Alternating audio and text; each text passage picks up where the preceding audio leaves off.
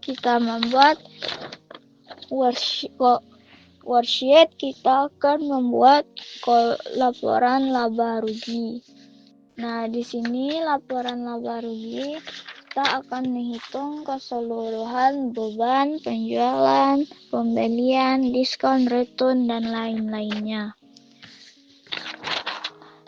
Nah, di sini untuk kolom laporan laba rugi atau laporan income statement, kita akan masukkan akun sales yaitu sebesar 58.500.000 dan account sales return dan sales discount. Nah, di sini sales return dan sales discount kita tambahkan. Nah, dapat hasilnya kita kurangkan dengan sales atau penjualan. Maka kita dapat hasilnya, hasil dari pengurangan antara sales dan sales return sales discount, maka dapat hasilnya net sales. Nah, setelah kita menghitung penjualan, maka kita akan menghitung purchase atau pembelian. Nah, pembelian di sini sebesar 49 juta dan freight in-nya atau beban angkutnya 1.100.000.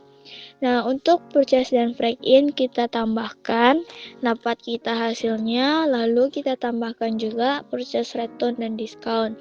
Lalu hasil dari purchase return dan discount kita kurangkan dengan dengan purchase. Lalu purchase tadi kita kurangkan dengan purchase return dan diskon, maka hasilnya dapat net purchase. Setelah kita menghitung pembelian dan penjualan, maka kita akan menghitung cost goods sold-nya. Nah, di sini ada inventory atau persediaan awal kita sebesar 5 juta. Nah, saldo dari 5 juta ini dari saldo neraca awal kita. Nah, inventory atau persediaan awal kita tambahkan dengan net purchase. Nah, dapat hasilnya yaitu barang untuk dijual. Nah, untuk persediaan akhir kita kurangkan dengan barang untuk dijual, maka dapat hasilnya yaitu HPP. Nah, untuk laba kotor yaitu net sales kita kurangkan dengan HPP, maka dapat hasilnya. Lalu seluruh beban atau expense kita tambahkan. Nah, untuk mendapatkan laba bersih, kita akan mengurangi laba kotor dengan beban atau expense, maka dapat hasilnya. Itulah yang hasil dari seluruh laporan income statement. Dan setelah kita membuat laporan income statement, kita akan membuat laporan capital of statement atau perubahan modal. Nah, di sini modal awal kita sebesar 60 juta dan kita tadi mengalami kerugian sebesar 162.200 dan kita memiliki free pay sebesar 1 juta. Nah, rugi tadi kita tambahkan dengan free pay, lalu kita kurangkan dengan modal awal, maka kita dapat modal akhir.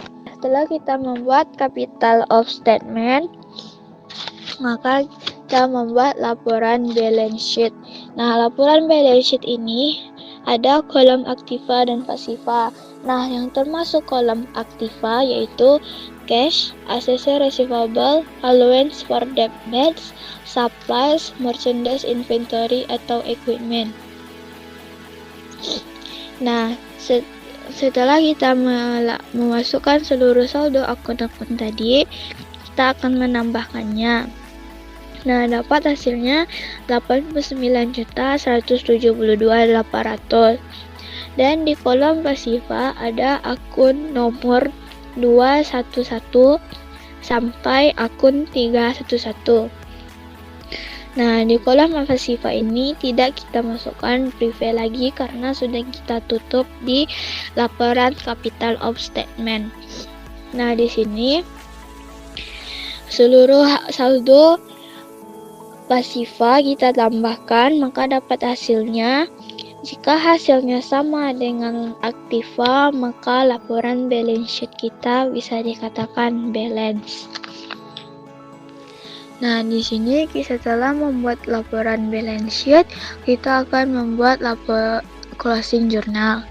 Nah, di sini seluruh akun yang ada di debit akan menjadi kredit. Nah, di sini ada account sales, purchase discount, purchase return di debit karena saldo nominalnya berada di kredit. Dan kita tutup dengan income summary di kredit. Nah, setelah itu income summary kita letakkan lagi di debit karena akan menutup akun-akun beban dan saldo nominal yang berada di debit. Nah, setelah membuat income summary, kita akan membuat income summary di debit lagi dan ditutup dengan equity.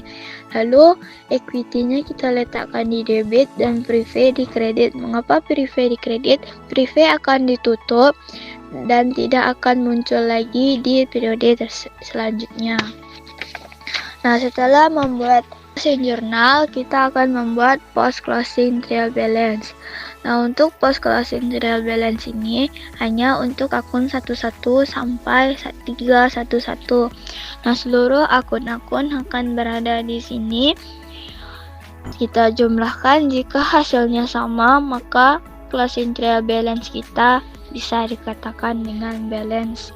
Maka dengan pembuatan post closing trial balance, maka selesai kita membuat pengelolaan perusahaan dagang. Nah, di sini setelah kita menghitung dari jurnal khusus sampai post closing trial balance, perusahaan kita mengalami kerugian tadi sebesar 162.200.